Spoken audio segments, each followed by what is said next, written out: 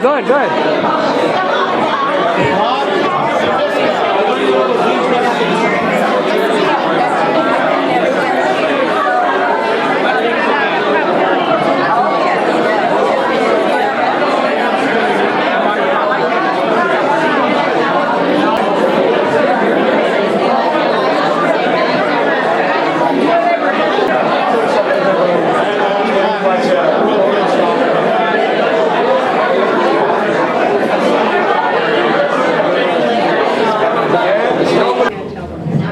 Can you hear? Yeah. Okay, great. So we're going to get this party on going here because it's going to be one bell of a night. You know that. We're off to a good corny start. Anyhow, my name is Lourdes O'Reilly, and I really want to welcome everybody here coming out in such a, well, it's not that nasty. It's not snowing, so a nice warm rainy evening. So Geoff, I bet you're so happy to see everybody, all your old friends and all the rest of it. Okay. So on behalf of the Greater Moncton Museum Society, folks, I would like to welcome you to the Geoff Bell Tribute. In the past, we have paid tribute to 3 other really deserving citizens who have contributed to the cultural and heritage of our great city and raised the profile of the Moncton Museum. Wendy Parsons, Lloyd Parsons, and Evan McKee. So Geoff, you're right up there with the best. I'll not go on about Geoff's achievements, as someone else is going to be looking into that later. But I will tell you that we have a gift for each of you tonight on Geoff's behalf. And when you walked in the door, Julia and Dave Reed passed you out a brochure.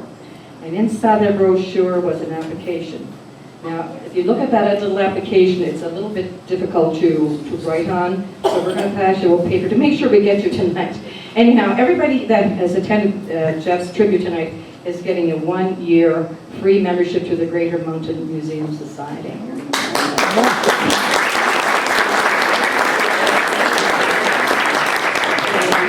Thank you, Geoff. So you can see, folks, it's really important that you give us your address, your postal code, your email, so that we can very soon send you your card, and then we can also invite you and keep you up to date what's going on with the museum, with the Museum Society. We do have lots of great things. We do lots of stuff. In fact, a little bit of background about our society, which I'm the president of. Nobody else wants this job for sure. But anyhow, we're here in Moncton. They are called Riversong. So I was very much impressed, and their names are Kathleen Borlaise, Dory Brown, Beth Cole, Kelly Duffett, Carolyn Kierstead, Mary Marshall, Debbie Maxted, Angela Fee, Helen Staples, and folks, they are just great.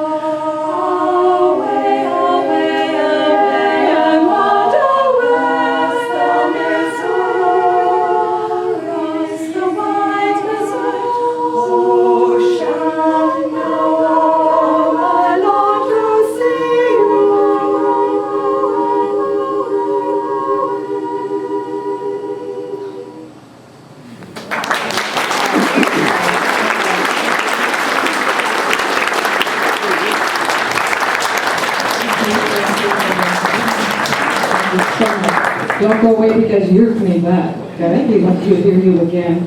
What do you think of that, folks? They tell me the old tears are just running down my eyes here. Every time I hear that song, choir sings "It Comes to God." I can hardly get through it. It's beautiful. Thank you so much, ladies.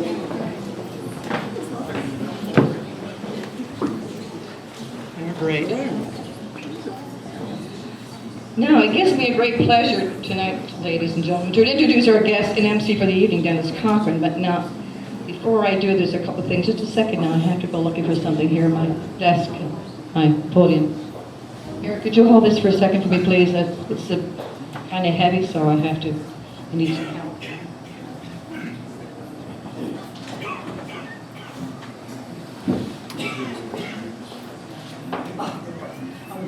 Oh, here.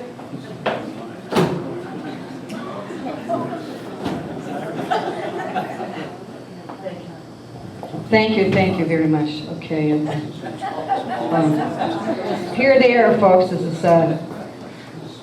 Dennis Cochran, from A to A, B, C, D, F, G, H, I, J, K, L. Okay. That's Dennis's. Now, there's a little note that came with, I gotta show you Jeff's. It's not mine. I'm not roasting Jeff, but this is Jeff's resume that he sent to me as well. And this is from MNOPQRSTUVWXY, including Z. I'm telling you folks, these guys, it's almost embarrassing, really. All right. Wait now, there's a little note here from Dennis. This is, second now, they both wrote notes. And Lourdes, here's my resume. I know that Dennis is a VIP and will probably have a lengthy resume, but make sure that it's not as long as mine. I mean, remember, after all, I am a TV star. And I was your boss and principal. And after all, the event is all about me. Thanks, Jeff.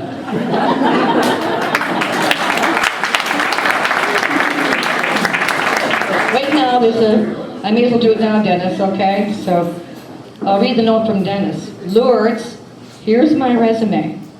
I know it is as long as a phone book, but being such a VIP, it's a cross I have to bear.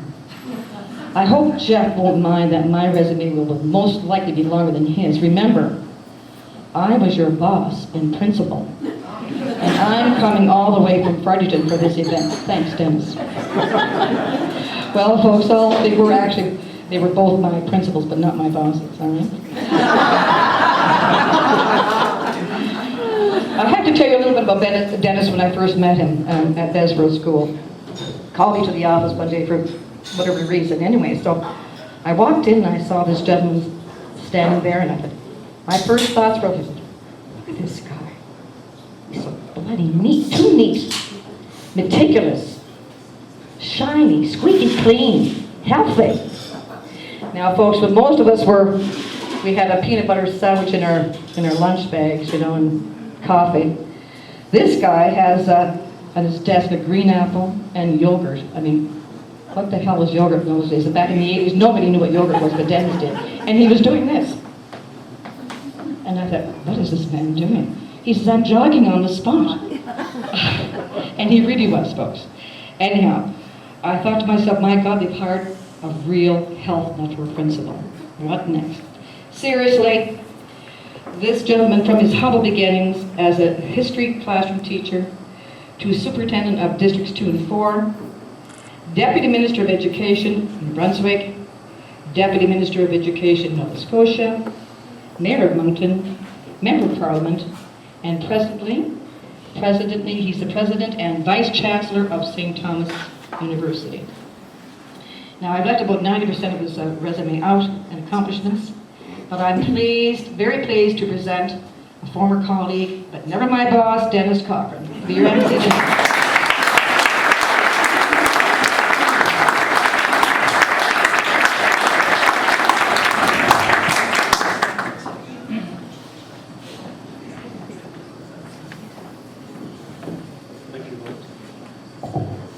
Thank you very much, Lourdes. I'm pleased to be here tonight. I didn't make an entrance, I got stuck back by the bar.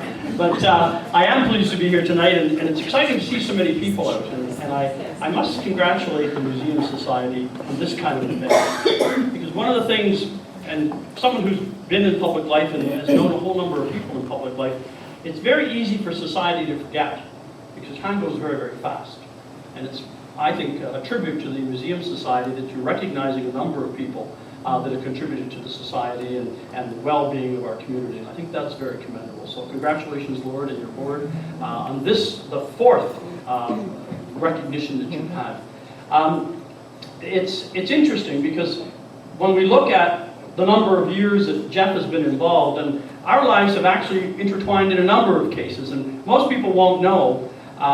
When I started teaching, I did 1 year at Riverview, and then I was back to university, and coming out in April looking for work to get me through to the end of June.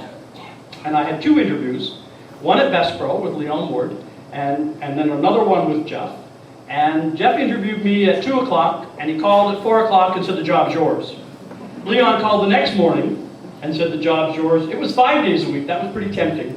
But I chose to go to Forest Glen, and I must say, Geoff was an excellent role model and ran an excellent school, and I was very fortunate to have made that choice. So that was the first time our lives began to bump into each other. We both got elected to council in 1977, and you'll see some pictures and get a sense of just how long ago that was. And then a number of things that we did both on council, and then obviously as teachers in District 15 at that time. And Geoff had been a principal, I think, from day one. In fact, Geoff is probably the only person ever that has never taught a day in the classroom.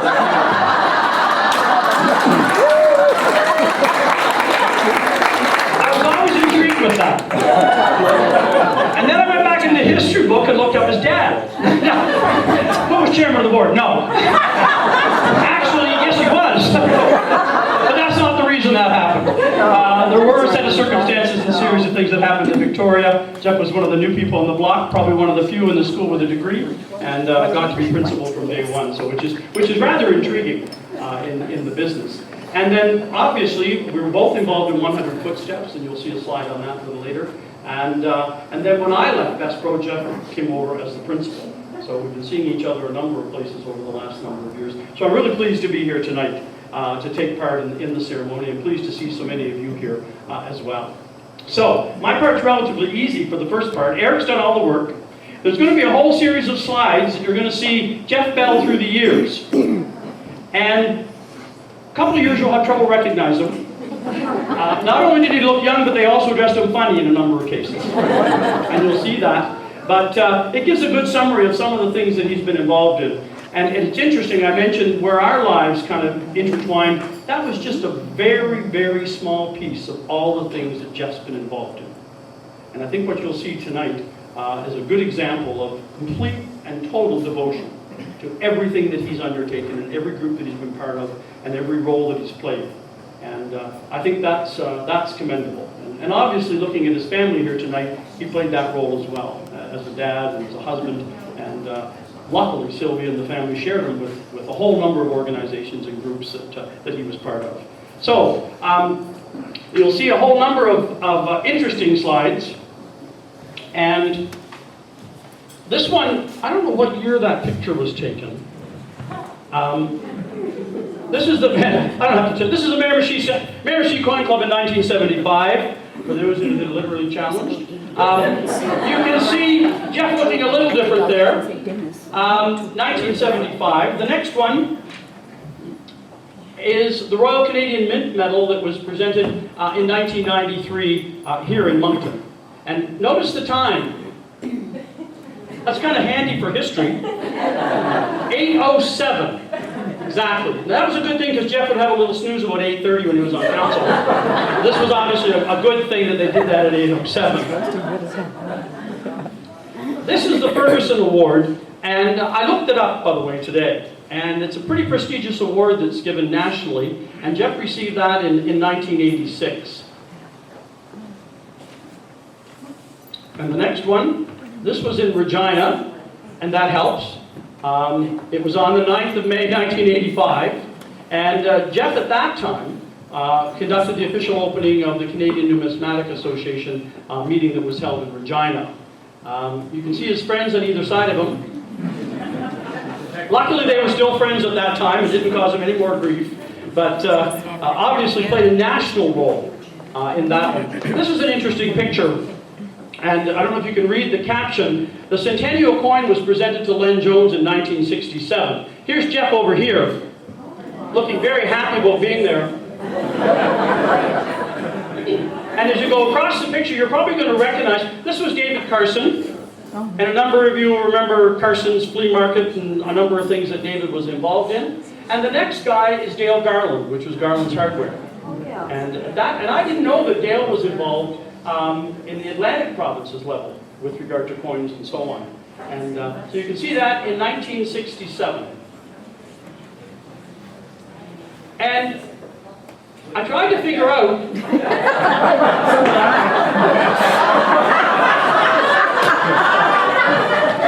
I thought, well, maybe it's Geoff and his good friend the Pope. No, that's not it. Well, maybe it's Geoff and his good friend Bertie O'Connor. But Geoff is involved actually now with auctions. And there's actually one in July in St. John coming up. And another interesting twist of something that most of us probably wouldn't have recognized. And I think actually your son and daughter-in-law are also involved in that particular one. And so anyway, but doesn't that sound classy? Geoffrey Bell Auctions. You know, that's better than Hub Auctions, which we used to have.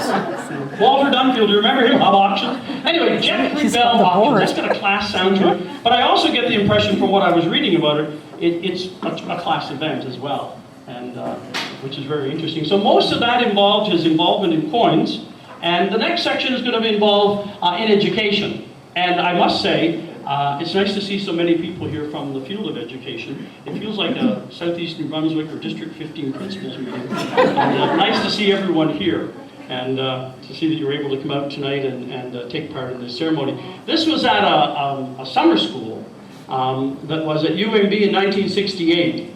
And in this case, it was at Head Hall, and it was a whole thing about using technology and television with regard to teaching. And that would be the cutting edge, obviously, in 1968. And you can see the cameraman there. Obviously, Geoff was helping out in that particular case, but this took place in 1968. The next one, this would be Geoff at his desk, and looking very serious because he obviously knew someone was taking a picture. And it's also nice to see so many people from the various staff that Geoff was principal of. And way back in the corner, not in the corner, kind of in the middle of the room, are a whole bunch of ladies that were with him at Forest Glen.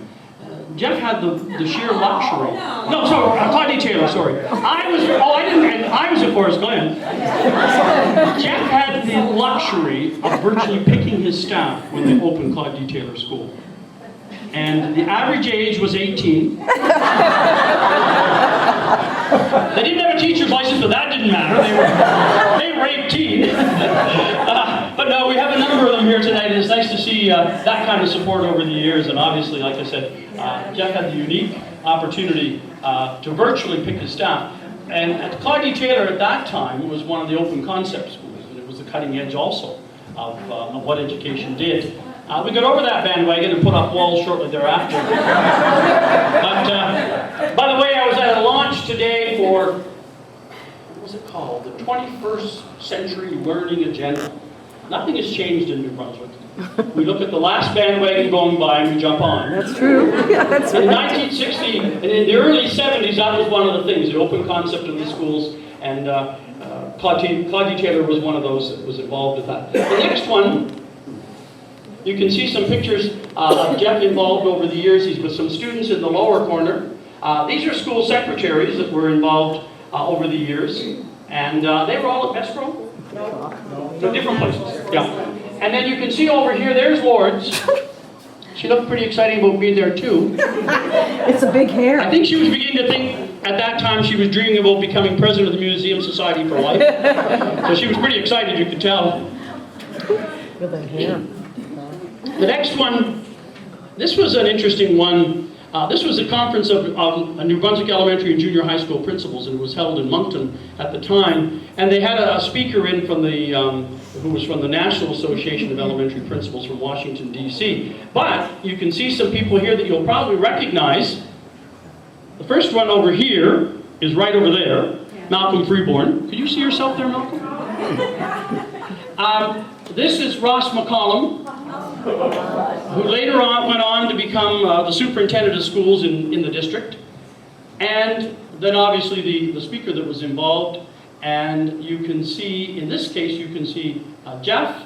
And this was a guy by the name of James Weber, who was involved with the Principals Association and so on in New Brunswick. The next group was an IODE chapter that was presenting a number of books to Forest Glen School. And don't you like the newspapers in those days? Mrs. George Thomas. I know. Mrs. Leverett Steeves. No names. And Geoff Bell and Mrs. Gary Bell. So it's interesting how the things changed from that time to this in how we identify people. But look at Geoff there. And he was at Claude Taylor, so this would have been before 1973, when obviously, no, so Forest Glen before he moved to Claude Taylor in 73. So that's a fair number of years ago. The next one is the class that the last class, 72, 73 at Forest Glen. And you can see Geoff here, and of course he was principal, and this is outside of Forest Glen. When I went there to work, I was what they called the principal supply. And that meant that Geoff had 3.5 days a week to do his business, and I taught the class while he was being the principal. And the thing I hated about it is, my classroom was hooked by a door to his office. So everything I said to the kids and everything they said to me, which was much worse than actually it was no worse than what I said to them, but you could hear everything, obviously, in those days. And all of us that went through the school system, many of those offices existed around the province, where they had the principal's classroom right beside the office, and you went through the door. If you've been to Hillcrest, you've been to Queenie, Vespro, there's a whole number of them in the system that work out the same way. So this would have been his last grade 8 class at Forest Glen before he moved to Claude Taylor. This was a young fellow, Jeremy Gorman, and that would be Dr. Gorman's son, I'm pretty sure, from Vespro. And he won the essay contest at that time, run by the Kindness Club. And that was in December of 1989. And you can see Geoff making the presentation to Jeremy in that particular photo. And this is from the Westmoreland Historical Society. And you can see there's Geoff. He looks a little bit like Fred Flintstone. Or Richard Nixon in that famous debate, actually, a little 5 o'clock shadow. But you can see Geoff over here.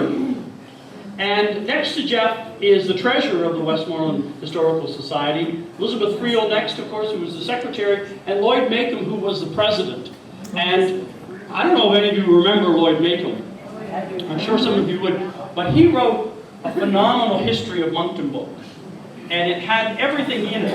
And in fact, I pulled it off the shelf today to look through it, just to kind of remind me of some things, because I was looking up something I wanted to see. And it was pretty factual, and it gave a lot of accounts of who was elected to council in what year, and all the things that was happening with regard to the school system, the churches, and obviously the municipal and provincial government. So it was quite interesting when I looked at that. And but there you can see all of that group with Geoff as first vice president in 1967. This is an interesting group. There was a reopening of Victoria School in 1984. For the bicentenary. And you can see on the stage, and Geoff, remember, was the principal of Victoria at one time. You can see Gordon Mawhinney, and Gordon was the superintendent of the district. And there's Geoff. As I said, they dressed him funny from time to time. And I see Mrs. Mabey here tonight. This was Ray Mabey, who was, at that time, I think, a vice principal in the system. George Ryder, who was the mayor.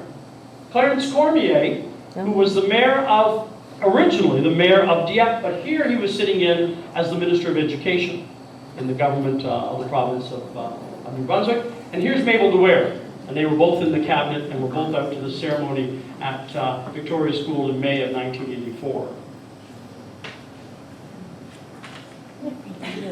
And again, you seem to have these funny clothes. Sylvia, did you let him out that way, or did he change when he got there? I feel like he changed when he got there. You can see this was an event at Claude Taylor in 1984. And the two damsels with Geoff, and then obviously Geoff dressed in period costume and so on, celebrating the bicentenary, which all of us did in the school system at that time to draw attention to it. The next one, here he's at the Christmas concert in 1984 as well, and that was also at Claude D. Taylor School. And this one, there's Geoff, and this is the trial of Louis Riel. Erwin, do you remember the verdict of that one? Because I think he's been found innocent ever since. Don't you love what happens to history? Anyway, Geoff was playing a role, and they did this at that Numismatic Association meeting that they had in Regina in 1985. And you can see Geoff there looking very, very happy to be there. You weren't Louis Riel, were you? No, that's the jury. Oh, you were the jury, okay. You must be a little offended that they've kind of changed the outcome of that over the years. Anyway, so you can see there a nice event. And this was the 75th anniversary of the Royal Canadian Navy. They had an exhibit at the museum here in Moncton. And this was the group that opened it and hosted it. You can see the first gentleman is Charlie Gillespie, who was a councillor at the time. And D.W. Story, who was the lieutenant commander, retired. Lisa Powers, and it's interesting. It'd be interesting to see after all those years where she might be. And just because a young cadet at the time, it'd be interesting to see how they turned out. And then you can see, at that time in 1985, Geoff was the museum president. And you can see him. Obviously, it says November the 19th, 1985, and you can tell by the poppy the season and the time of year. The next one was 100 Footsteps, and this was an interesting one that I don't know how I got rigged into. But what we did in Moncton, the district decided to make a big celebration for the fact that the city of Moncton itself was celebrating its 100th birthday. And so it was a big event, and we had a number of you were involved. In fact, I can recognize a number of people on the committee. We had a huge show at the Coliseum, and the city gave us the place, the board. Every child in the district was bused to one of two shows in the Coliseum.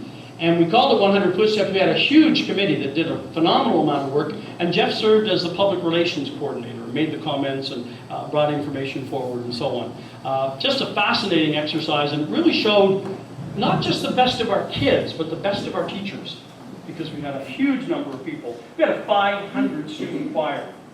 That was interesting because it was led by Sandy Lass, who just passed away and was recognized recently in Moncton at the library. But just a phenomenal event, and a whole bunch of citizens that were involved. We had the car club was in with the old cars, the kids were taught to dance. We had an airplane that actually flew across the Coliseum, and Rick Wood looked after it. And I kept saying, well, Rick, what's going to stop it? And little did I know it was a mattress off his queen-size bed. Smack into it and it stopped. And it was quite an event. And we actually did a wave, which was probably the first time the kids in Moncton got to do a wave. And the funniest thing was we put the show on later for the Governor General when he came. And Ray Natitian was the Governor General. And I was down on the floor doing whatever I was doing. And you look up and here's the Governor General up doing the wave. And it was just kind of neat that everybody was so involved in the event. And really quite a phenomenal thing. And Geoff did all the public relations and all the announcements that we had to have with regard to that. So it was quite a phenomenal event. And there it is, him talking about the event and so on, what was going on. And he mentions a number, and it was written locally, but it took Moncton through the 100 years. And when the soldiers left, there were kids dressed up as cadets, and they, the tearful thing, and all the part. It was really, really quite well done. I actually have a tape of it somewhere. Geoff, you probably do as well. We made a tape of it at the time. But it was a nice opportunity for District 15 to recognize Moncton's 100th birthday.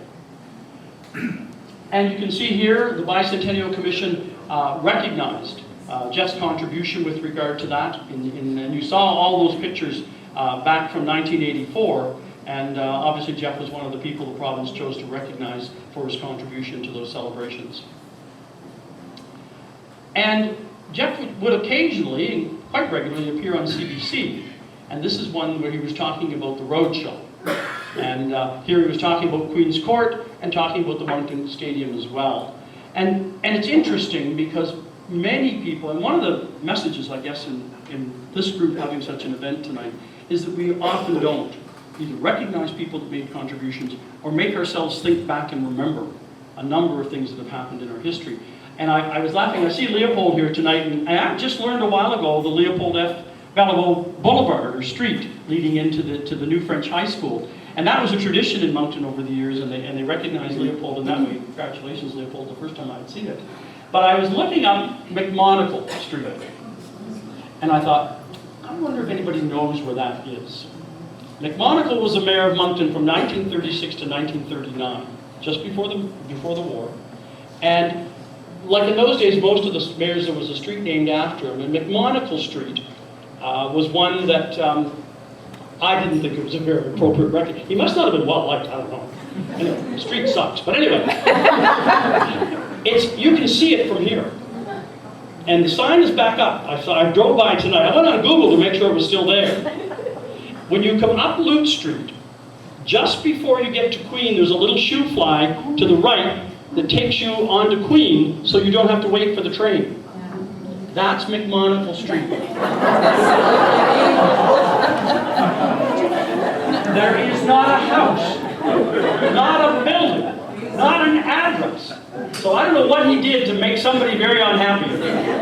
Nonetheless, we used to joke, by the way, at City Hall that we were going to name one of them after one of the mayors. We were going to take the street that's, if you watch where it goes, it starts up on Berry Mills Road, then it goes to Collishaw, then it goes to Connaught, then it goes to Moncton, and then it goes to Mill.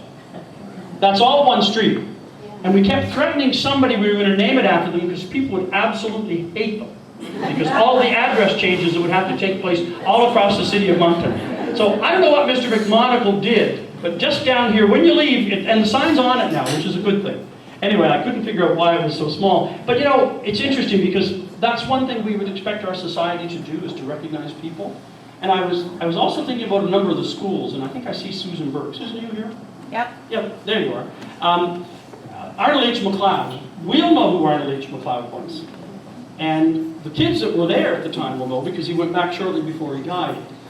And unless we make sure that we continue to mark inside of schools who they're named for, that will be completely forgotten. I would bet you there's not a child, well, I shouldn't say that. I bet there are very few children at Edith Cavell School know why it's called Edith Cavell. And when I went to Nova Scotia as deputy minister, I'd go to a school and say, who was Graham Creighton? Oh, we don't know. And I'd say, well, who was Admiral Westfall? Oh, some sailor. And as I went through school after school, and there was never anything that told them. And I think one of the things that we all should look at is making sure. I was in one called Clark Rutherford. I didn't know who Clark Rutherford was. It's in Greenwood, Nova Scotia. He was the base commander at the time that they built the school. There is a whole wall of clippings and items about Clark Rutherford. So every kid that would have gone to that school would know. And that's something we have to be very careful. Because if we do recognize someone with the importance to have a school named after them, then we should make sure that we continue to perpetuate the memory of that person so the children will know why it's done. Because, you know, after a generation or two of teachers move on, we're not necessarily going to know who they are, and unless someone looks them up. So it's important, I think, that we continue to recognize those kind of things. Now, anyway, there's a number of things that he talked about. The Moncton Coliseum, or the stadium, most people now have no recollection of where it was, what happened to it at the end of the day, or all the hockey games that went on there over the years, and the rivalry and the competitions. So it's important that these things are kept alive with regard to people in the community talking about this. The next one comes from the Antique Roadshow. Look at that. Expert. And it's not just one expert. Geoff Bell, expert. Which is really, really good. And they used to say, what was an expert? It was a has-been under pressure. Anyway. I read that somewhere. Anyway. And you can see Geoff obviously involved in the roadshow in Calgary. What a great opportunity, and what a great guy to do it. And when I ran into Geoff one day, I said, what are you doing? And he was telling me about this, and I was fascinated by the fact that he was going across the country, analyzing for people the antiques that they brought forward and so on. And that was one in Calgary. And there he is. The guy was a Flames settler, and played with Calgary Flames, and brought some memorabilia forward, and Geoff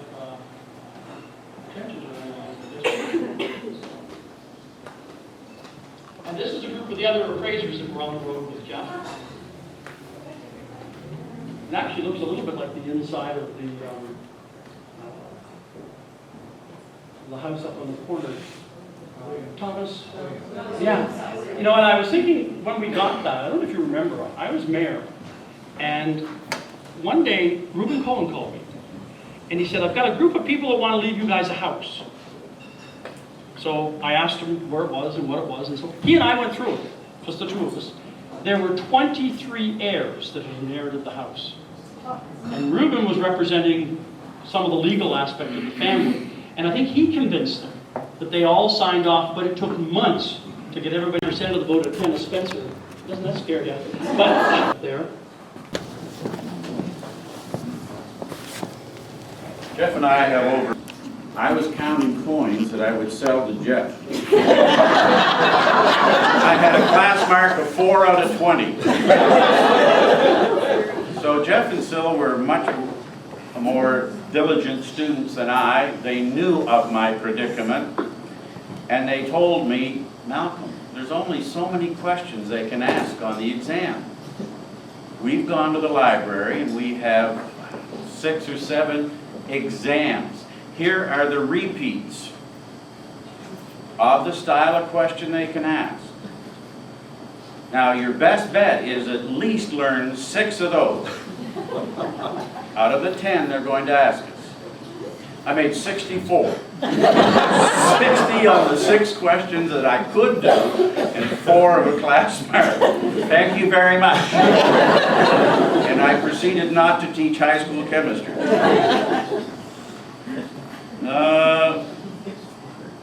Another one in university, Bell's Buttery.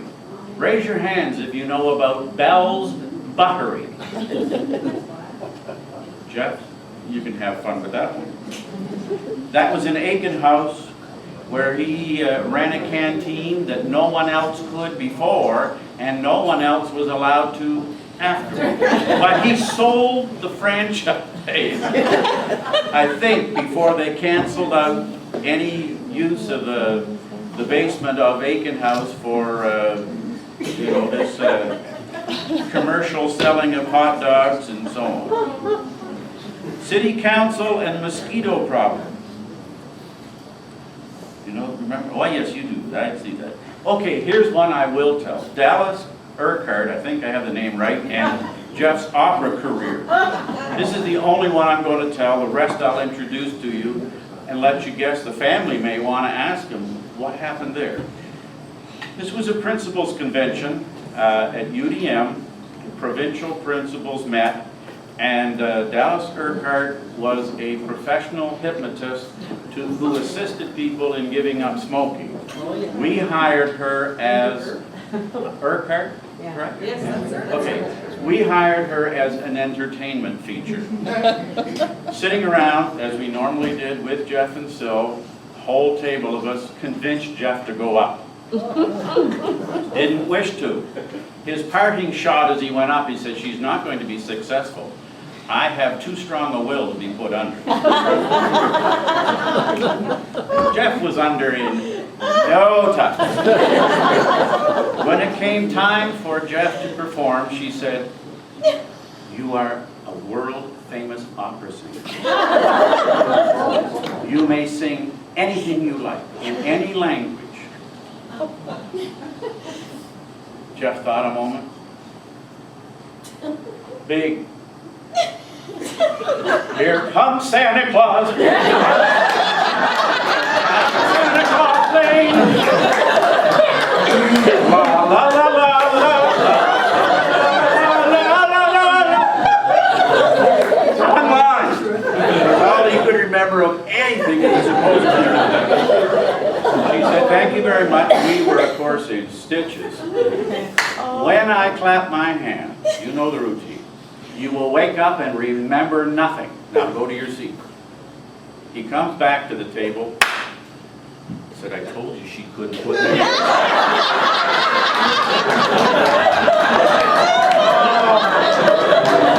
Is that not the way it was? I have not lied to you in any way or shape.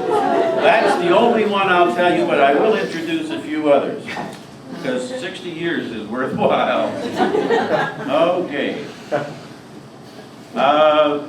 This one was a little later in his teaching career. Did not get selected for board office position. Friends agree. Best failure you ever instilled. appreciated him as a principal. We would not have seen him be fettered by that area. Fatherhood and Grampy position, well done, Geoff. Move over maritime gardener, results in feet of clay. Cornwall Point farmer earns acclaim for zucchini donation. You think it was seaweed that made that garden grow? Geoff argued with it. It was forced to grow. Lawson Steves, fellow principal, retired, says, Malcolm, when you come to the Shediac area, lock your car. It's zucchini season. And Geoff Bell will fill your car with zucchini and then lock it for you.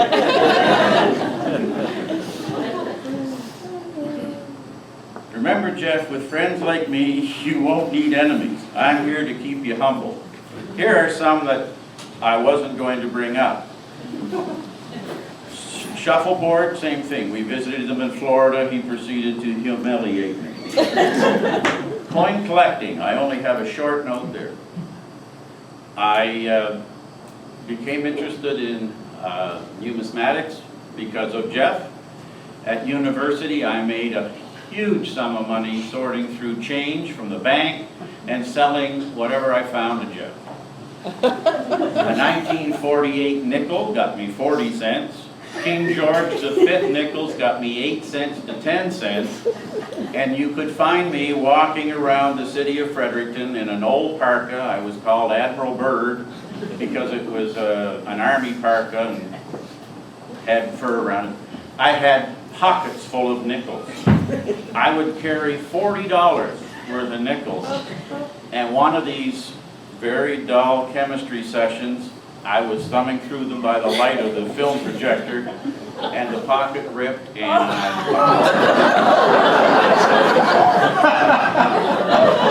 now it's Harris' turn to laugh because he knows that story's true as well. Okay. Excellent article writing for the Coin News, TV documentary on coin collecting. We both took the same courses, maybe different years because he continued on where I went out to teach and then back to university. But we both took that course about TV and education. Geoff would advise me, take this one, Soch 2, it's a bird. I've got the text for it, I'll sell it to you for 50%. You know the outcome? The prof changed. It became one of the stiffest courses. This guy earned his spurs, and the textbooks never were repeated again. Love you, Geoff. In the late 60s, he could probably tell you it was the early 70s, the silver price went as they tried to corner the market. 1965 silver dollars. There are 4 common varieties with pointed 5s and dots and whatever, and one that was very hard to get. They went up to $19 or $20 a piece, Geoff? Something like that. So every time he would advise me to buy them in university, 1965. So I bought 5 sets of these things. You better hold on to them, Malcolm. Don't worry about that silver price. They have never reached $19 a piece. I could have sold them as scrap. Am I right? Scrap silver? At $20 a piece. Thanks very much, Geoff. I'm reaching the end of my tether here. I talked about the competitive nature you have. Oh, most of you who were in education may remember that Geoff took a year off to go to UDM to study French. Principals Convention that year was in Moncton, held at the Brunswick Hotel. Geoff came down to join us right from class, sat there around the table with us, and ordered a beer in French. which the waitress replied in English and said, "You sure you want that?" Geoff, the 6 was super plush years, my friend.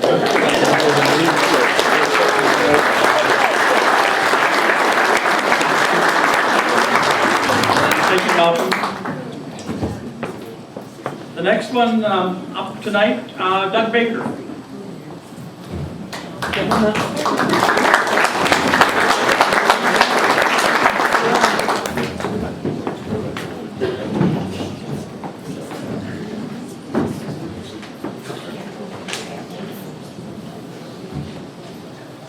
Got two, Geoff. Summer censored here. Thank you very much, Chairman Lordy and Master of Ceremonies Dennis and fellow friends. On Monday I was at a Rotary function and I was mentioned to Lordy's about coming this evening. He said, "Oh, do you know Geoff?" I said, "Oh yeah, I grew up with him. I grew up in the north end of Moncton and same age as Geoff." So would you say a few words? So that was fun. Geoff, I wish I'd known I was going to be up here 60 years ago. I would have made all kinds of notes.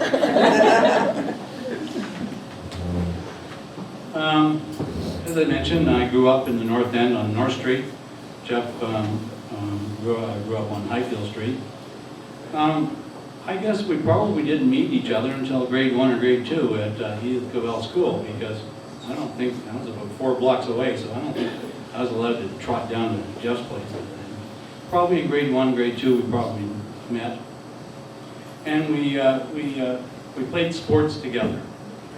And in the north end, and we didn't play the organized sports. We played, it was unorganized, no umpires, no rules. Well, Geoff made some rules. I guess probably I did, and everybody did.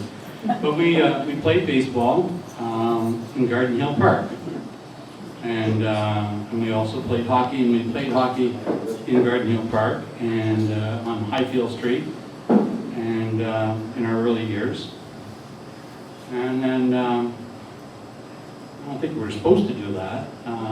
There was a gentleman by the name of Hal Betts. Hal Betts was in charge of the city recreation department. And he was a lovely gentleman. But he had an enforcer, and that enforcer used to come along in a half-ton truck and kick us off the park. So after a while, we got tired of that, and we moved our baseball field down to what's called, used to be called Hall's Park, or Hall's Creek. It's where the University of Moncton soccer field is now. So we played ball down there, and of course that was just in Geoff's backyard. He just had to go to the back door and put down the bank, and there we were. And we also played hockey on the in the wintertime on the marsh. So we did it every day, just about every night, and it was very enjoyable. One of the, and Geoff was, well, I think he was a little chubbier than back then, but he most certainly, I don't know about some of those pictures, because I don't think he had as much hair as he had. He's still had the same amount of hair as he has now, I think, but that was easy. But anyway, when we played ball, if we hit the ball too far, we had to go get it. There was nobody there to get it. And if we decided to shoot the puck too far, we had to go and get it too. And if that meant going almost down to Connaught Avenue, that's where we had to go. And then the only thing that would really stop us is that we fall through the ice. And it gets kind of cold. Now, that's okay for Geoff, because Geoff just had to go up the bank, and he'd be home. I had to walk 4 blocks, and most of the other fellows had to walk at least 3 blocks. So we did that all through school in Moncton High. The only thing I couldn't understand is that I guess there was one time, and it was in Geoff's later high school years, is that he was coming to play hockey, and he came out the back door, got to the top of the bank, and Geoff always liked to make sure everybody knew he was coming, so he would sing a little dance with the Montreal Canadian star coming down the bank, and he'd wave his arms, and there he'd go, and he hit the ice, and all of a sudden he went right on his butt. His skates came on. his skates, the blades separate right. Now, to this day, I don't know why, that when Evelyn, your mother, was dressing you up and tying your skates, why she didn't, tying your skates, why she didn't know they weren't going to come off.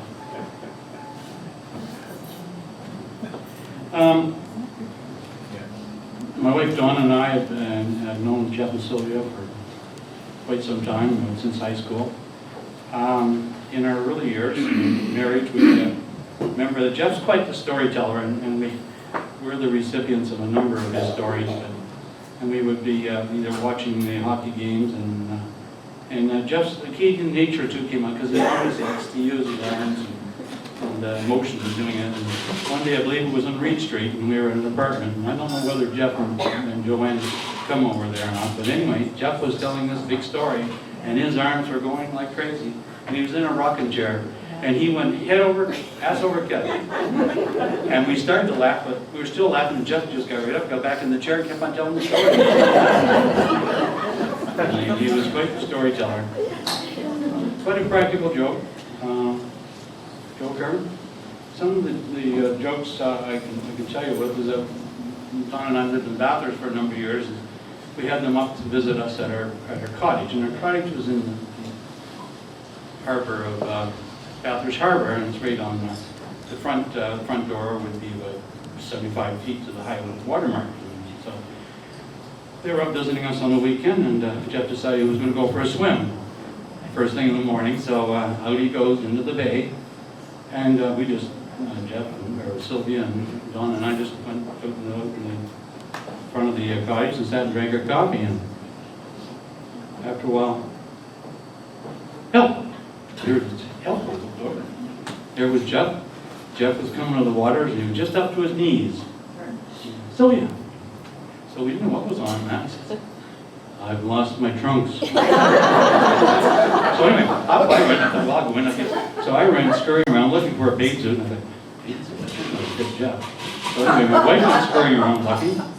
Sylvia went scurrying to do something, and my wife ends up running up to Geoff, and he, just as he was about to meet her, she turned around and took a picture of him.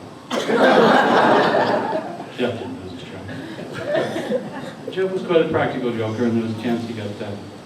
And I guess it's another time that I have to tell you, Geoff and Sylvia and John and I think we went to Bangor and the hotel, and it was their wedding anniversary. So we went on a shopping trip, and they decided to go to bed, so they went to bed, and we just sort of make sure that they were having a good anniversary. We put the Just Married sign on their door and papered it with balloons. Everybody during the evening and the next morning made welcoming sounds. Our kids went to Gladys Taylor, and that's where they met Geoff, and that's where we noticed Geoff's leadership qualities. Throughout his life, Geoff has always shown a tremendous enthusiasm for everything that he's been involved in, from his work in the education system, his involvement with City Council, the volunteering with the museum and the many other local organizations. Not only is Geoff a keen participant, he brings a sense of humor and dedication and excellence to the job. Geoff turned his hobby of coin and stamp collecting, which he began as a young boy, of which I got the benefit of some of his purchases. As a young boy, into a successful business, which he established the Coin Cabinet. He's been well known and has been shown here on the Antiques Roadshow. We've always enjoyed watching Geoff. Retirement for Geoff? Retirement just meant a change of focus. Time to continue his passion for gardening, but you'll still find him on the board of the Bay Aristocrat community in South Florida. Our visits to the Bells there are all just like walking through the Cornwall Point community. Everybody knows Geoff, stops for a chat and a joke. Indulging his lifelong love of music, Geoff and Sylvia enjoy the concerts at the Ruth Arcade Hall in Tampa. And where, relaxing to the music, you can see Geoff wishing he was still playing in the band. Jeff's competitive nature is never more on display by his shuffleboard card. He has won many tournaments in the South Florida area, as well as being president of the Clearwater Shuffleboard Association. As a professional shuffler, the passion for shuffleboarding takes him early in the morning, several times a week, throughout South Florida, where he's the master of the course. While you may wonder at the energy Geoff displays in all of this, in all the things that he does, Geoff is still the master of the power nap.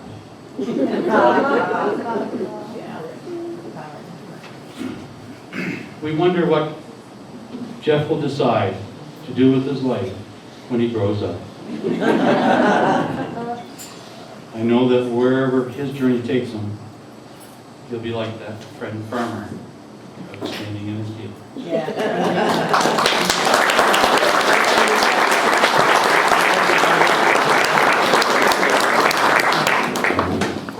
Thank you, Doug. Next, we'll call upon Brenda Orr. Brenda.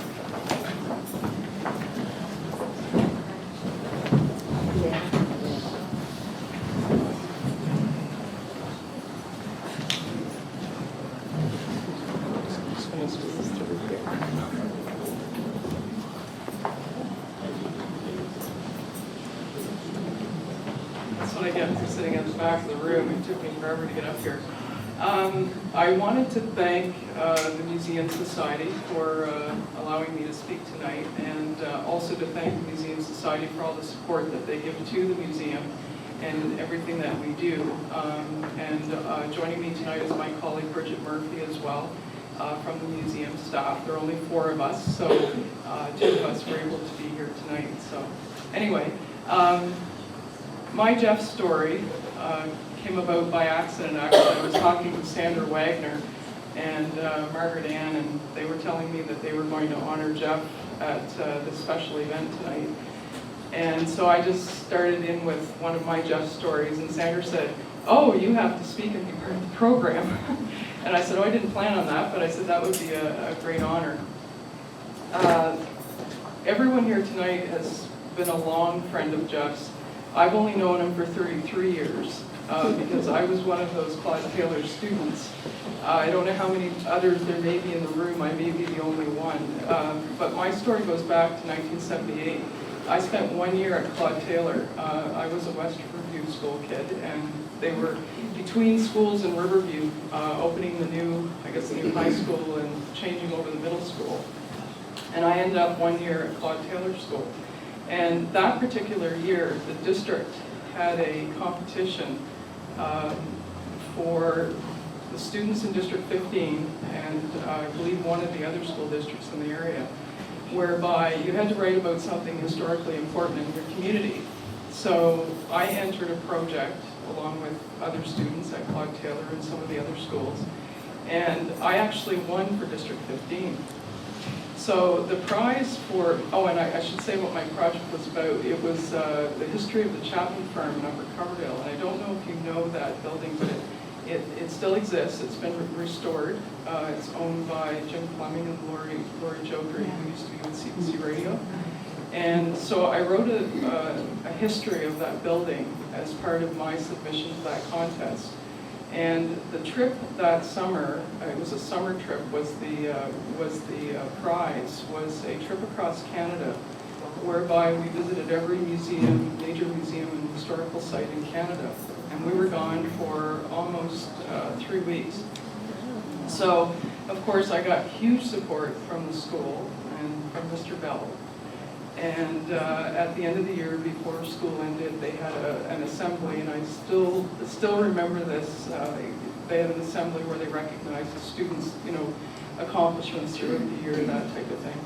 And they gave me some spending money, and there was a little reception too as part of that. So I had the fortunate thing to be able to go across Canada, visit all these museums, and that sort of started or piqued my interest in working in a museum, and I've been at the museum now for 26 years. Geoff, I don't think I've ever really gotten away from you. He's been on the museum board.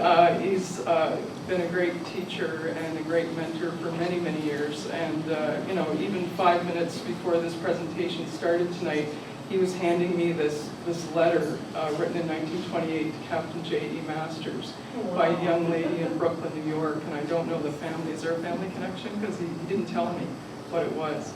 Anyway, so he's always sharing these wonderful stories and little tidbits of information with me and throughout my career. And there have been lots of people who have supported that. And I don't know all the ladies at the Claude Taylor table at the back of the room, but I do know one of them is Sharon McIntyre, and she was somebody else that also supported me even through high school. It's interesting, the story with the Chapman farm. About 2 months ago, I received a call.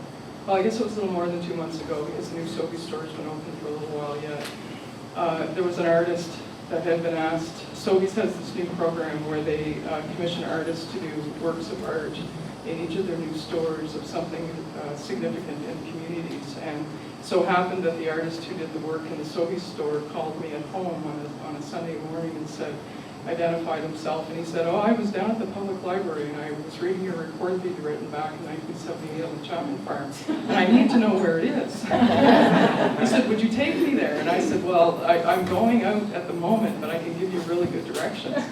And so anyway, he had been commissioned, I don't know if any of you have been in the new Sophie store in Riverview, but he had been commissioned to do an artist representation of the Chapman farm. So that house is now part of the decor at the Sobeys in Riverview. So anyway, thank you. You've been a great teacher and a great mentor.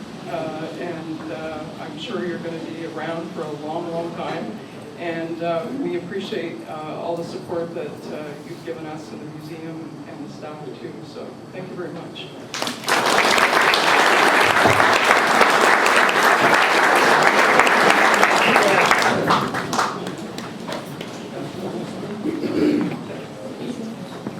Anne-Marie Ford. While Anne-Marie's coming up, I'll explain. I was mayor at the time and Geoff was on council, and it's interesting that Michael would remember this one because I remember it really clearly. And at the end of council, there's always a chance for council members to ask questions. And of course, they're all trying to make points, and I used to do that when I was a council member. And if they can take a point at the expense of the mayor, that's not bad either. And they would yak away at me and go on and so on. And so finally, they had asked a whole bunch of them, and all the councillors had been up making noises, and Geoff was up at the last one, and finally I looked at him and I said, and it wasn't just to Geoff, I said, you're just like a whole bunch of seagulls. You're either boop or squawking.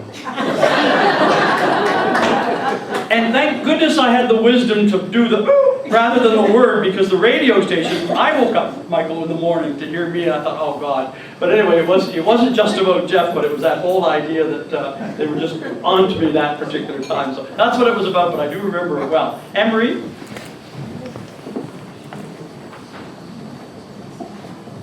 I'm gonna, you can hear me back there?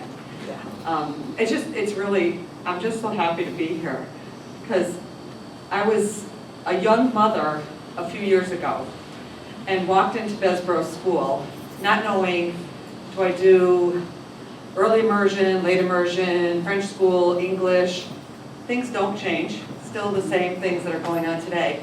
And Mr. Bell just totally reassured me and welcomed my little 5-year-old at the time, who is here with me tonight and is 25. So he, we just have such great memories. And when you left Besborough, I was the president of the home and school at the time, and I can remember just being so sad to see you leave and crying in that gymnasium because we had to say goodbye. And it was just such an honor to be there and to have my beginning of my children's education start with you, because it was the best experience that we could start with. And I have to say that really behind every great man is a great woman. And truly, Mrs. Bell was a wonderful teacher and gave my son a wonderful beginning in his career, and he is now a teacher as well. So it's just an education kind of group hug thing. Anyway, I'm just really thrilled, and it was quite amazing to see everything you did, because I never knew you dressed like a woman. now you're in a whole different light to me. But anyway, as a parent, and you know, it was just wonderful. And I'm not going to go on and on, but I just want to say thank you for letting me get up and say that. And on behalf of the many parents and the many students that lives you touched, thank you.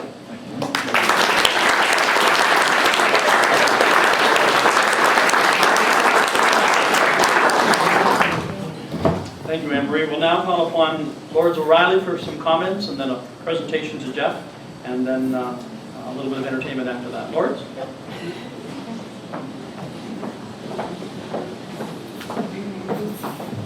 I'll bet all the women have to have a pee.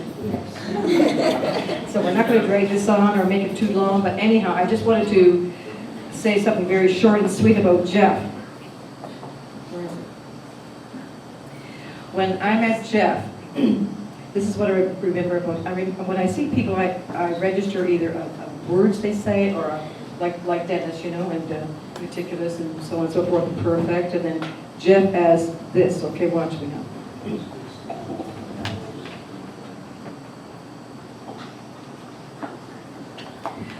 I mean, I was so damn intimidated by this man. I can't believe it, you know, to see these waffles. I worked for Geoff at Besbro, and of course, 98% of my career was working with children who had learning disabilities. And of course, I love these kids, but then I got this nickname of being Lourdes and her kids. And I finally said to him one day, I said, you know, I did not go to the hospital and have these children. But anyway, so we did our thing, and we had the adjoining classroom. Dennis, you did. I had one too, you know, next door to him, the principal. You'd hear everything in there. So what's she doing in there with those kids?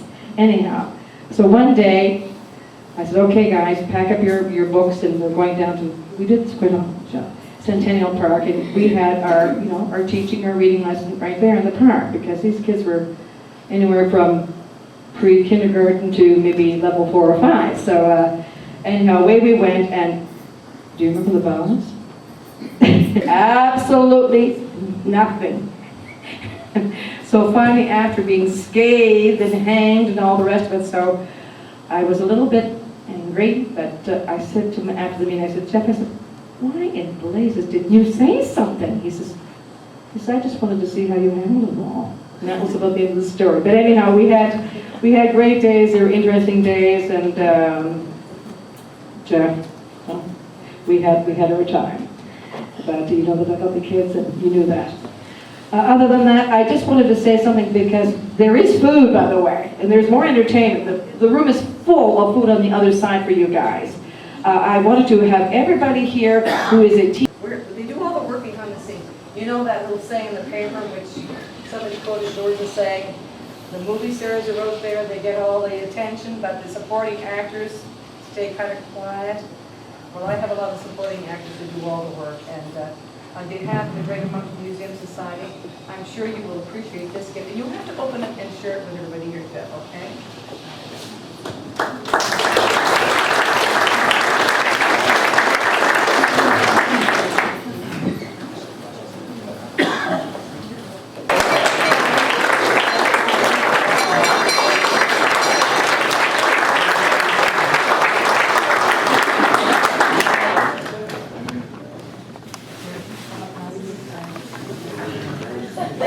This will go with your dress, Geoff, the glasses.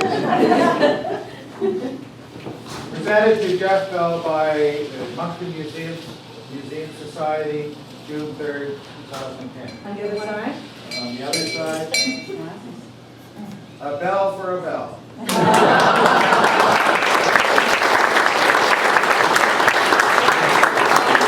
Ladies and gentlemen, our guest of honor, Geoff Bell.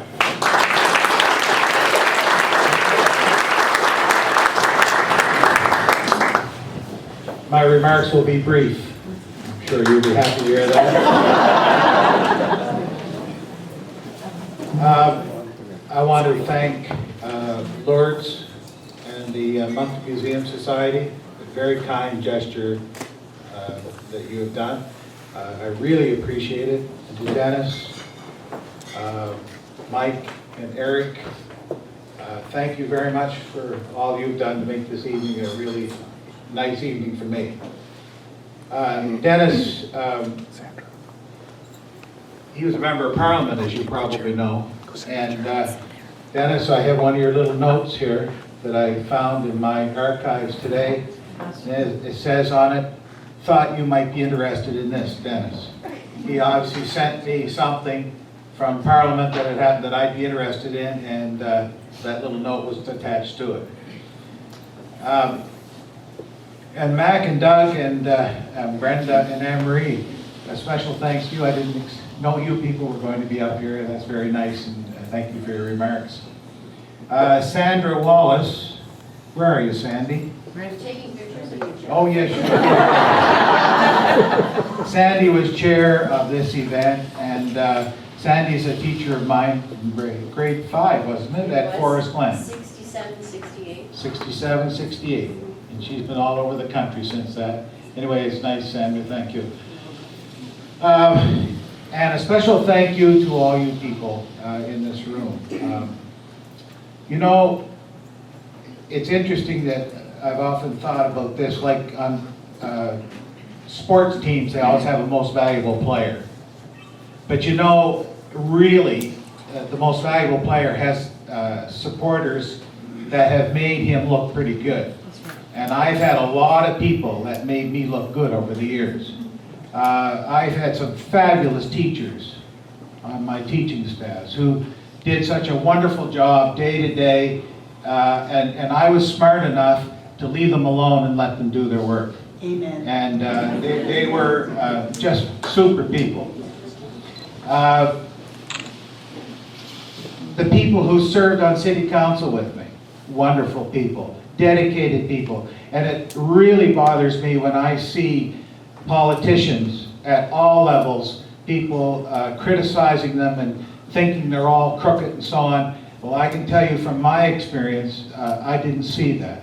And I saw people that were dedicated, hardworking, and good people. To the people in the board office that supported me, I had many people there, that all the superintendents I worked with through the years, who always gave us backing. And I think that's so important for staff, that they have some backing from the principal in the school right up to the superintendent. And I always felt I had that. To all you people that served on boards with me through the years, again, you made me look good. I had a lot of dedicated volunteers through the years. And I know many of you in this room are serving or have served on boards in the city, and put in a lot of time, probably a lot more than I have, and have done splendid work. Perhaps the most important person is my wife. Sylvia, I always had an admiration for her in many ways. Obviously, I loved her very much, but she stayed home in all the years that I was running the roads. And we had 3 young boys, and they were active, and she was willing to put off her career and stay home and work with the kids, and I never had to worry when I was out at a meeting anywhere that something was going to happen at home that was not desirable. So, and then my 3 boys that you've all seen sitting around the table up here tonight, I'm very proud of them, and they all married wonderful girls, and they've presented me with 10 grandchildren. And any of you who know me know that I just adore kids. So when I have my 10 grandchildren around, I'm never any happier than that. I was very lucky, I guess. I was brought up in a family with real good parents. I was very fortunate indeed. My mom and dad were great people, and my mother was the best mother one could ever have, and my dad was the same, and we were brought up with music in the family and all the things that I think are important in your long-term part of your life. We all have mentors along the way, and I'm sure many of you are mentoring somebody in some way. And I was so lucky along the way to have a mentor in the different things I was interested in. Coin collecting, which has turned out to be a lifelong hobby for me, as you know, and I've gotten very involved in the coin hobby over the years. But you know, that all started by one man on Highfield Extension Street by the name of Clarence Nickerson. I doubt whether there'd be very many people in this room would know Clarence Nickerson. He was the manager of Northern Electric here in Moncton.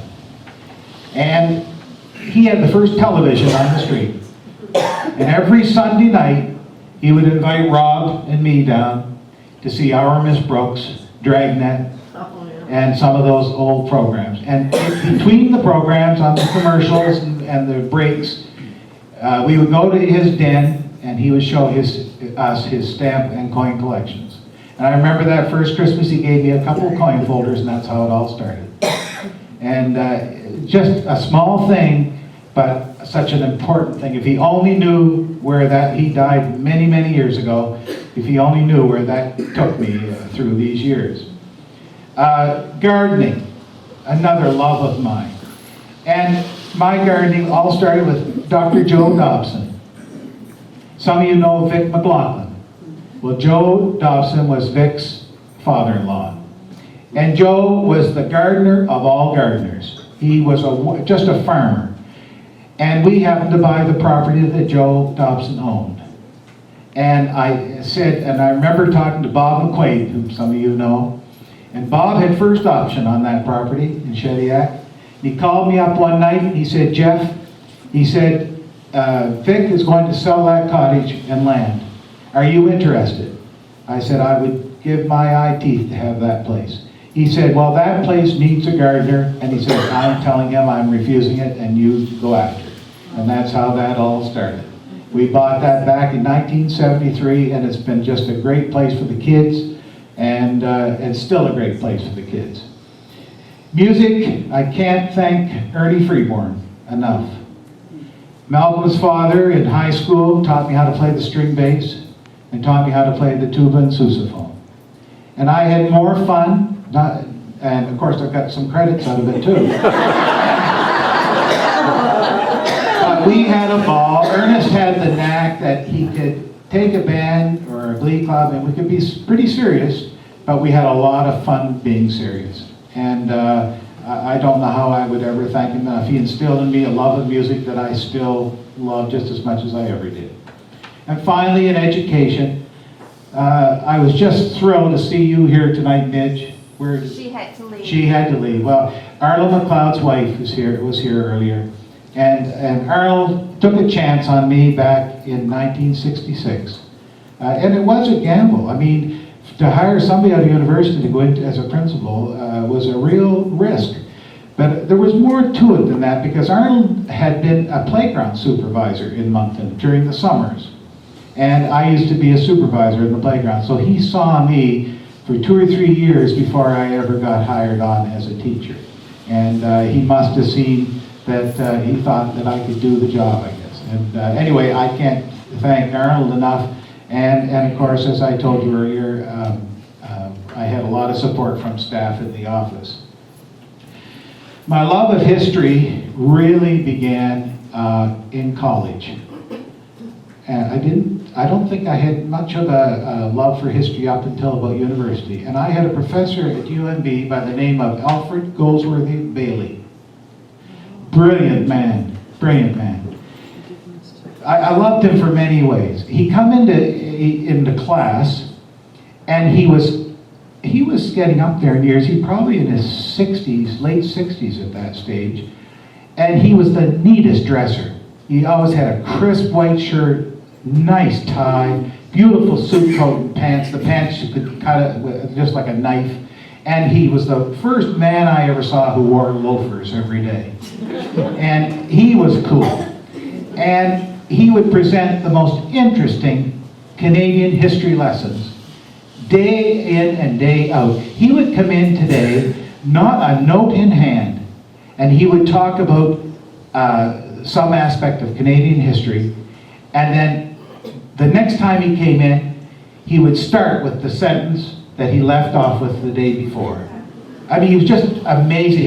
Never a note in his hand. And it was the greatest place to take notes because, I mean, it just flowed.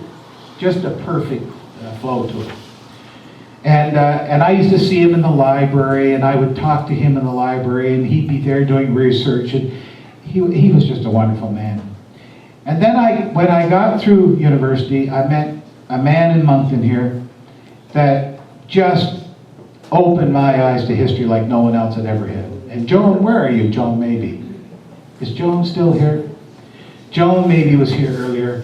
Her husband, Ray Maybe, was just a wonderful man to me.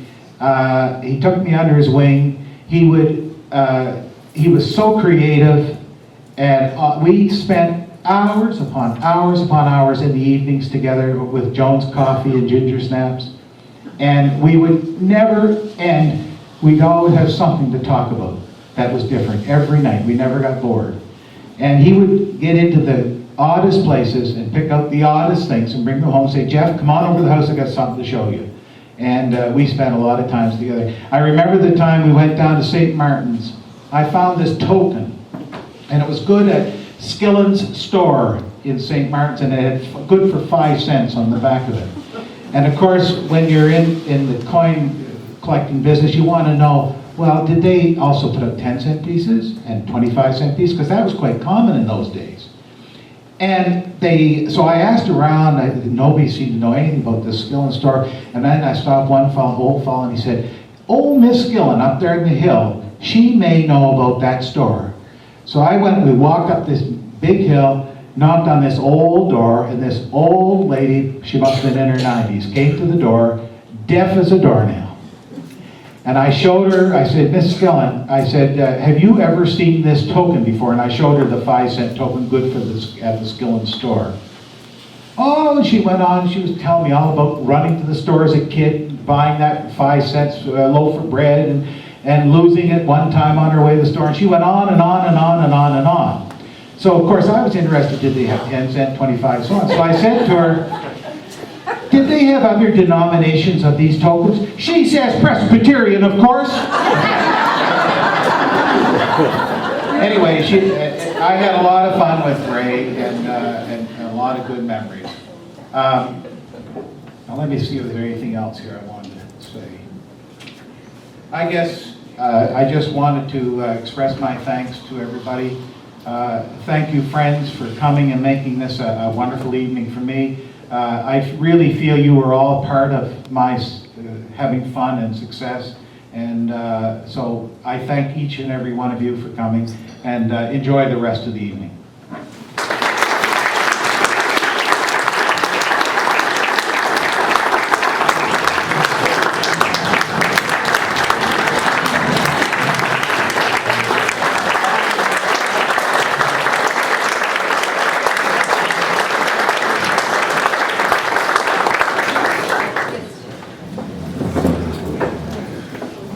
Thank you very much, Geoff.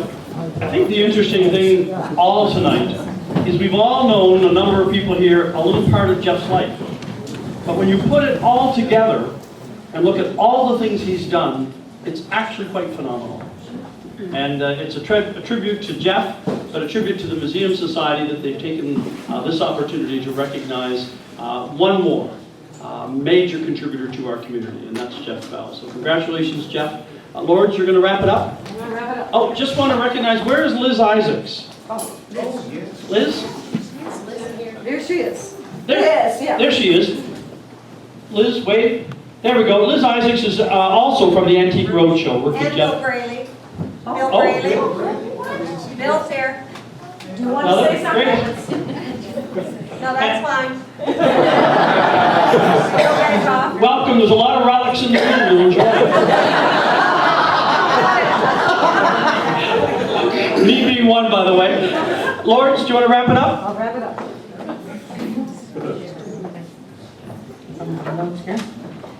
I'm telling you, when I saw Liz walking in, I thought, oh, isn't this great? Because Liz, when we had our Trinkets and Treasures, she came up and she did our art for us, and we were so happy to have her there. And again, we're going to have another one, by the way. Aren't we bored? There she goes again, giving us more work, but anyhow. A little moment here. I just wanted to tell you that this has been a night of nights, Geoff, and my God, look at the turnout. How many people love you? Geoff said to me last year, he said, Now Lourdes, he says, I'll give you my cucumbers on condition that you make pickles for me. And I said, not a problem. Absolutely. It was one time in my life, well, aside from having babies, that I had surgery, so I never did get the pickles, and I had to give the cucumbers away. So am I on again this year? Okay, that's good, yeah. Anyhow, again, I want to really say to you very strongly that please fill in those brochures. And if you're having a problem filling them in, we will give you a piece of blank paper, but we want every one of you to be part of us tonight. And don't you want to be? I mean, really, look at the fun you could have, right? We're a great bunch of people. So there's food in the other room, and there's conversation, and it's just been one heck of a night. And we just have one more little thing to do, and that's to thank our MC for the evening, Mr. Dennis Cochran. I'd like to have the Vice President of the Moncton Museum Society. Is he still here? Greg Murphy? Where's Greg? Greg? Would you come and present a gift to Dennis, please?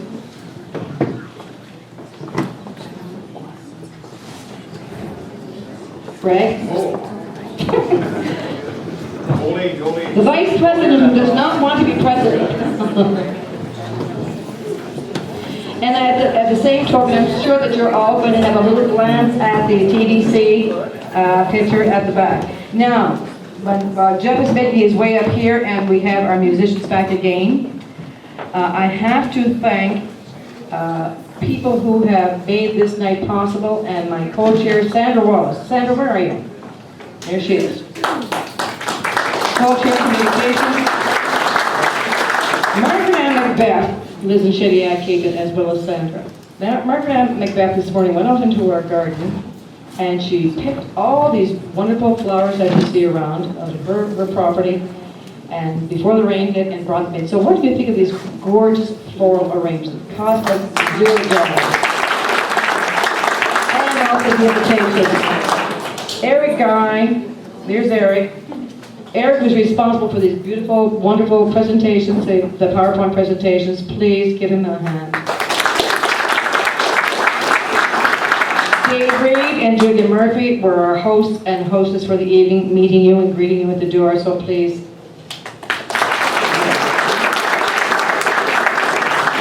And Peter Rafferty, where's Peter? Peter Rafferty, he's on the board. He's a wonderful guy. He's involved in probably 49,000 different organizations. Peter, I have to thank you for your continual promotion of the Irish Cultural Association.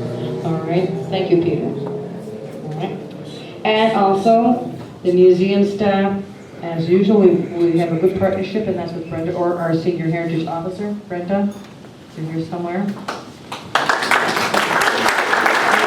Bridget Murphy, who does an awful lot of work for us. I don't know if she's here or not, but is she still here? Bridget? I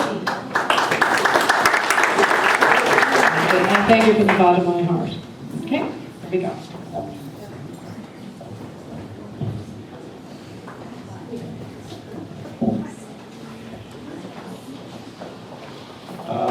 On behalf of the Society, Dennis, we want to thank you very, very much. It was a very good choice in terms of having you for a Master of Ceremonies, because for sure with the educational background that you have, and I didn't realize all this connection going back with Geoff, it helped to make the evening much more enjoyable. Even yourself and myself have gone back a long way. We used to travel by car there, going to prison there for the Public Service Labor Relations Board's meetings there. You sat on the employer side, and I sat on the employee side, but we still have a pretty good chit-chat going up and a good chit-chat coming back after the decisions were made.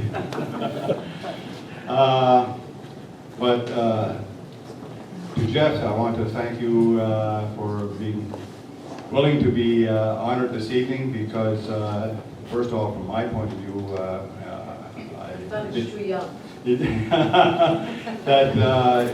you have made a huge contribution to our society. I know the number of years that you have been on the board itself, your interest in history itself, I mean, and all the work that you have done in terms of your travel for the antique show and helping us as a society to promote those kind of events here in Moncton, and even having the road show here in Moncton for 1 year. That was very, very much appreciated. It gives recognition to our city and to people that are interested in that area in terms of antiques and all that, to be able to display their items that they have and trying to find out if they're worth thousands or millions or whatever it may be. I don't know if you found any millions in Moncton, but anyway, the citizens that had those things that they want to present to you to give your estimations on, it was very much appreciated. But getting back to Dennis, again, Dennis, you made this evening very good, and we appreciate you coming down from Fredericton. I understand now that you're acting president of the university. I have a son that coaches the women's hockey team there. I was basketball, but he coaches women's hockey, and he really enjoys that. I don't know if you had a chance to meet with him yet, but I know you did teach him in school at Harrison Trimble many years ago. So anyway, to everybody, I thank you all for attending, and Dennis, again, thanks very much. And I guess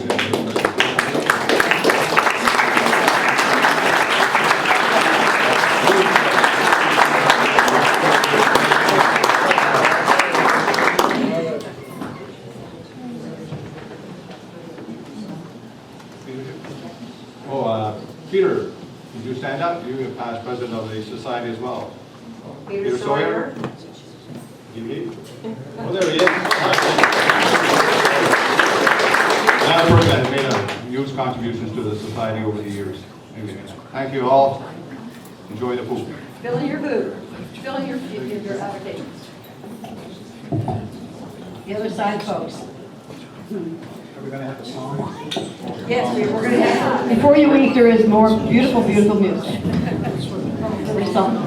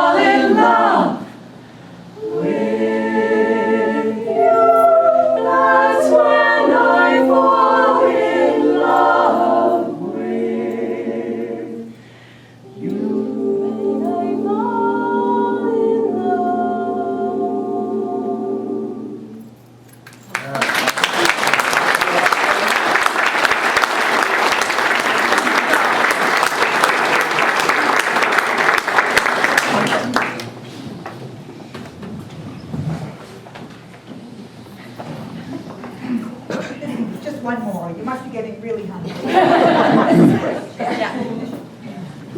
But thank you for inviting us. It's been a pleasure to be here tonight.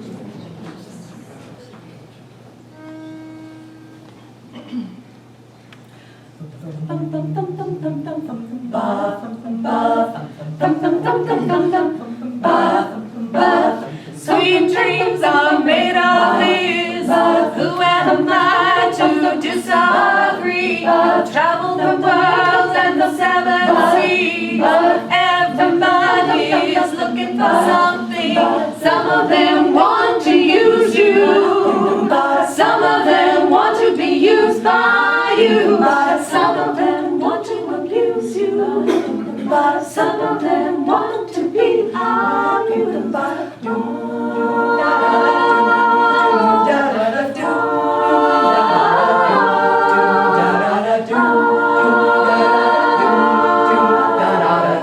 Sweet dreams are made of this. Who am I to disagree? Travel the world and the seven seas. Everybody's looking for something. Hold your head up, moving on. Keep your head up, moving on. Hold your head up, moving on. Keep your head up, moving on. Hold your head up, moving on. Keep your head up, moving on. Hold your head up, moving on. Keep your head up. Oh, sweet, sweet dreams are made of this. Who am I to disagree? I travel the world and the seven seas. Everybody's looking for something.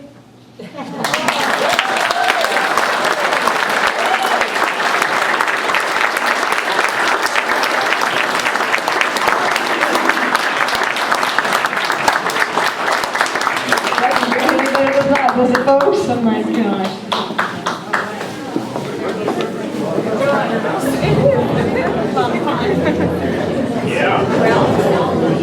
Jody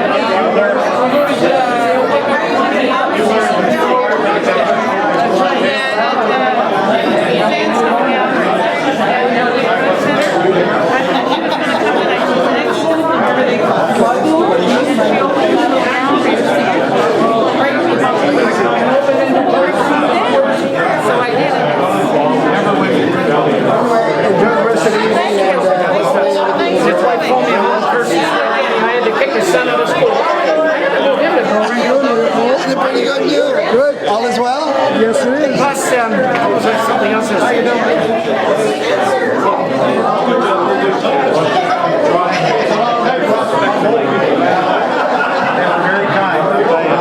Trying to get over here They could have written me, I think. see my, look, I want to see my kid.